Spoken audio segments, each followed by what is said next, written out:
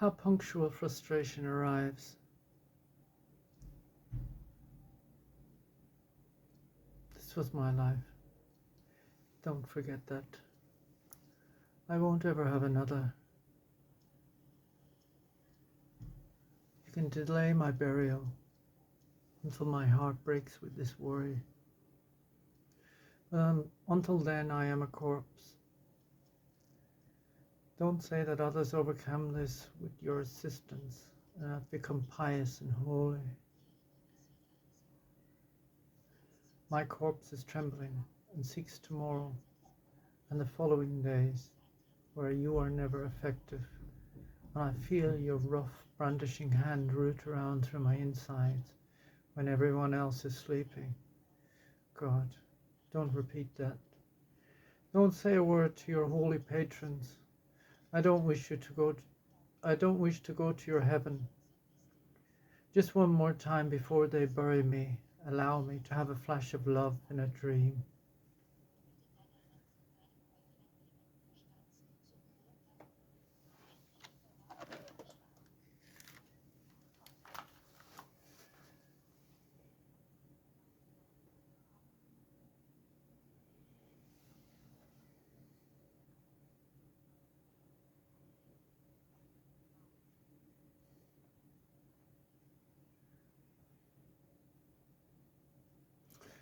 Such radical reckoning with God were placed under the drawer, religious lyrics over a period of time, and the poet Christine Lavant too.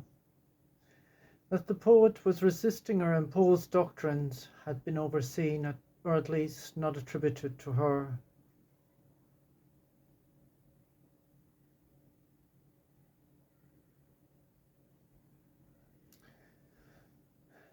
The poet Christina Thunhauser was a ninth child born on the 9th of July 1915 from a miner, and his wife was a patchmaker.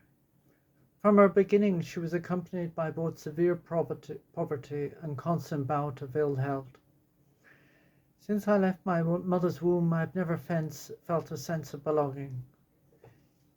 The life in the Levant Valley is repeatedly reflected in Lavant's words, for which she, in spite of her feeble education, would go on to receive the Austrian Literature Prize. Misery and her bulky weaknesses are the best prerequisites for her writings and exclude her from society. She stayed at home, helped her mother with her patchwork, and read. I myself was never young, in no way even a little attractive, and every woman's heart is from time to time like a flower. Only with me it never reached the outside. The fact that you are clever, you can work out what the consequence of such a woman would be. Now it is no longer hard. From the age of 14 to 24, it was continuously hard.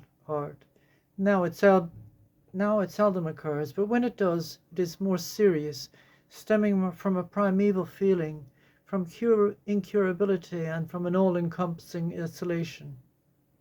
At the age of 12, Christine was fatally ill. The doctors risked a treatment with high doses of gamma rays. The mortally threatening symptoms disappeared, but the long-term effects were internal burning, nerve pains, vision impairment, and depression accompanying the patient until she died.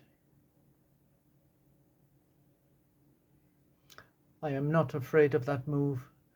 One will first need to burn quite a lot with all of the addictions and that which I carried in my soul in terms of courage and pleasure. Only my love, dead, I am taking that with me.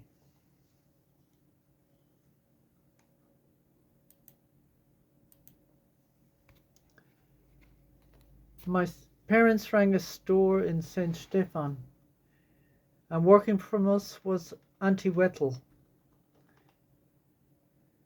the aunt from Christine Lavant, and she came to visit this aunt. It was during this visit that she got to know my mother well. I was 6 at the time, 6 years old at the time.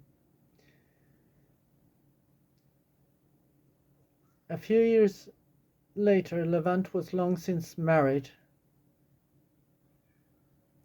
and the attic flat above the store lynching became her home.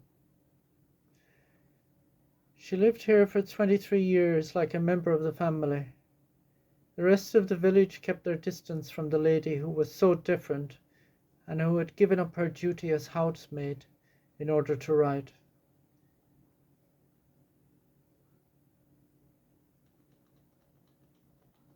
There is a long corridor, and it had white painted doors, left and right, many, many doors, and above, high above, like where the edge of the sky begins, where one does not look, and even one opens wide their eyes, there is something black.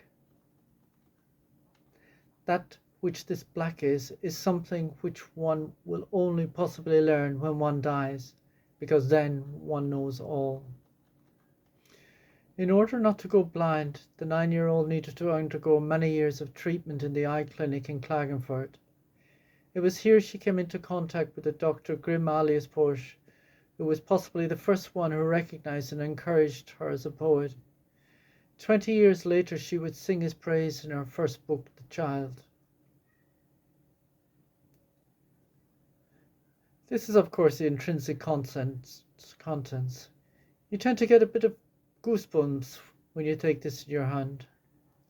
The head doctor appeared as the figure of an angel from his size, and how she described his eyes.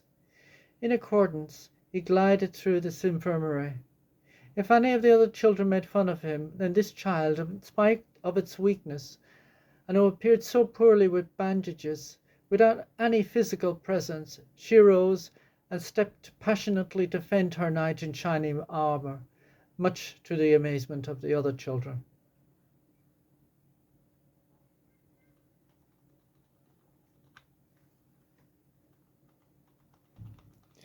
At night she wrote, often by hand, because of her husband who was sleeping. He was a non-smoker.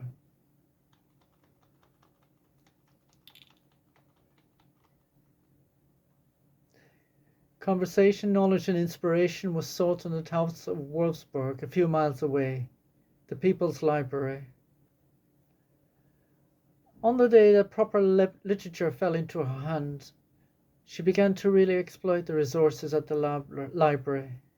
Knowledge-starved, she began to research that which came from beyond St. Stephan and began to acquire a remarkable education, at which time the Tannhäuser sisters had long since begun their housemaid destiny. The youngest still dreamed of becoming a poet.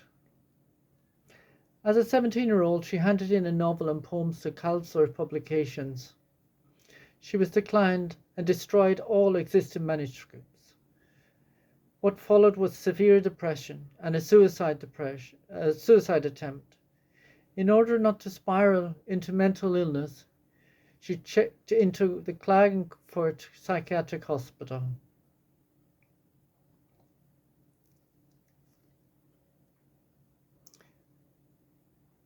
Her experience here are brought back to life 11 years later in her most acclaimed novel, Accounts from a Mental Hospital. Why, if there are angels, they do nothing to prevent those things which are allowed to occur in the external parameters of hell and are taking place here on earth. She must have lived in a nutshell here in the psychiatric hospital, where she experienced those things attributed to her from her earlier life, and she wishes, just as she writes in another text in her book, I often think that all doctors must be priests and all nurses nuns, because the suffering which is taking place here goes way beyond all that which any human being can deal with.